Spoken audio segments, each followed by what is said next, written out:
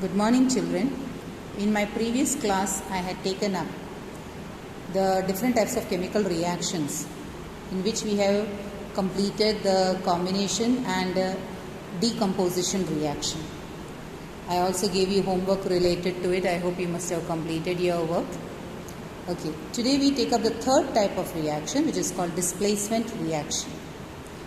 Displace stands for what? Remove the place, isn't it? Substitute. That is also called displacement reaction. Now, for displacement reaction, let us first take up an activity which has been given over here. What is this activity about? The activity tells you that you are going to take iron nails, rub it with sandpaper. Remember, in the first activity, magnesium strip was to be rubbed by sandpaper. The rubbing of sandpaper is just to remove the layer of oxide which is already coated on it by its reaction with the environment. So if it is not removed, we will not know whether it is by the reaction which you have carried out just now, or it's a previous accumulated oxide layer. So therefore you first clean that layer by rubbing it with sandpaper. Now you take two test tubes and label them as A and B, and take 10 ml of copper sulfate solution. Now copper sulfate solution is a peacock blue colored solution. Copper sulfate crystal you dissolve in water, so it will become a solution. That is to be poured in two different test tubes, around 10 ml each, and the iron nails you have to immerse in them, okay, and let it remain over there for some time. Now what are they asking you to do is, you have to, after 20 minutes or say after half an hour or 1 hour, to get a better result you will have to leave it for a greater time. You have to take out these nails from the copper sulfate solution and compare it with the nail which you are having in hand. You are supposed to take 2 to 3 nails, isn't it? So one nail you keep it with you spare, and a copper sulfate solution also you keep it spare. Sorry. And now you compare it. So the comparison tells you something like this. Here, when you compare the nails, you will find that the iron nail which was otherwise slightly steel colored or silver colored must have gone reddish in color, or say rusted brown color. Clear? After you have kept it in copper sulfate solution. The copper sulfate solution, which was initially peacock blue in color, will turn to colorless, or say very faded. What is the reason behind it? Chemically, if you see, the reaction can be written and shown like this. FeSO4, you have taken FeSO4 solution, we are taking CuSO4 solution, copper sulfate, in which you have kept iron nails. So what happens is, this iron, which is more reactive than copper, will remove the copper from its place and take its place. Substitute. Ferrous is substituting copper's place. So ferrous will come out into the solution. Initially the copper sulfate was peacock blue in color. Now it has become colorless, or maybe towards slightly greenish in color, because it has become ferrous sulfate. So that is the color change of the solution. Secondly, initially it was iron, which is steel colored or say silver colored or greyish in color, you can say. But then copper gets coated, the copper which is removed gets coated on the iron nails. So that imparts the reddishness or brownish color on the nail. Now the question which you might ask is, if you take ferrous sulfate solution initially and you put copper in it, will there be any reaction?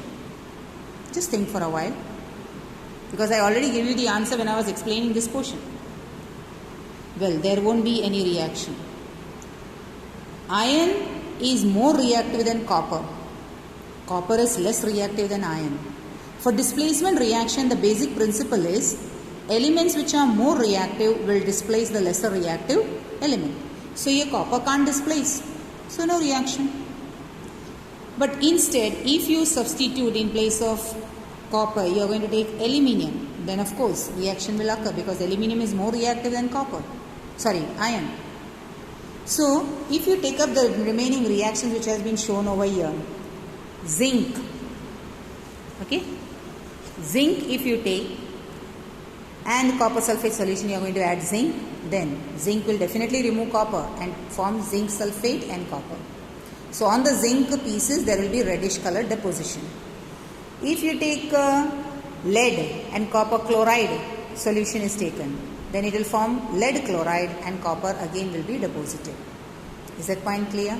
So the condition for displacement reaction to take place is that there should be a lesser reactive element.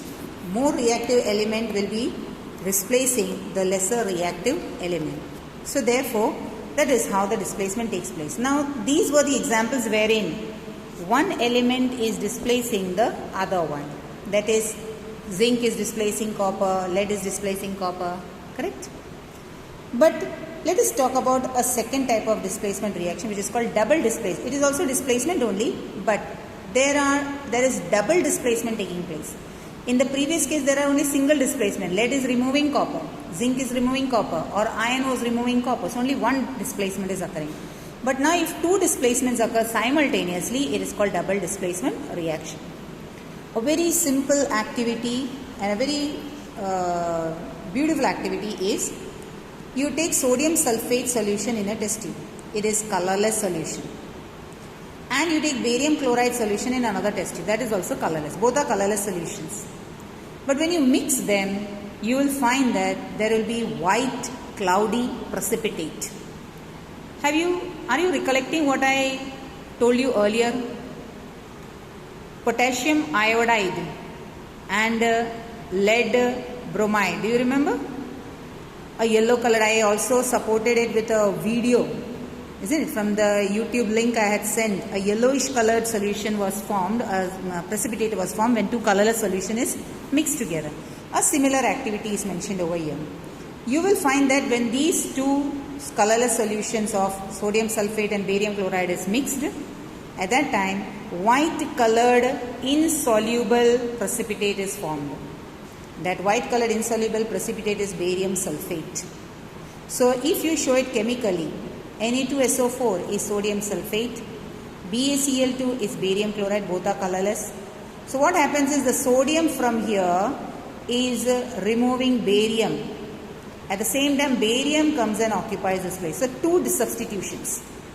Sodium is displaced, barium takes its place. You can say either sodium is displacing barium or barium is displacing sodium, due to which the product would be barium sulfate and sodium chloride. This is the white colored cloudy precipitate that is formed. Double displacement reaction. Got that point very clearly? So this double displacement reaction which we talk about is because the double displacement reaction is because the barium sulfate which is being formed by barium and sulfate ions together is an insoluble substance that remains in the solution. Therefore, it is called as a precipitate. Is that point clear? Similarly, as I told you earlier, lead nitrate and potassium iodide, the second experiment, lead nitrate and potassium iodide, if you take, it will also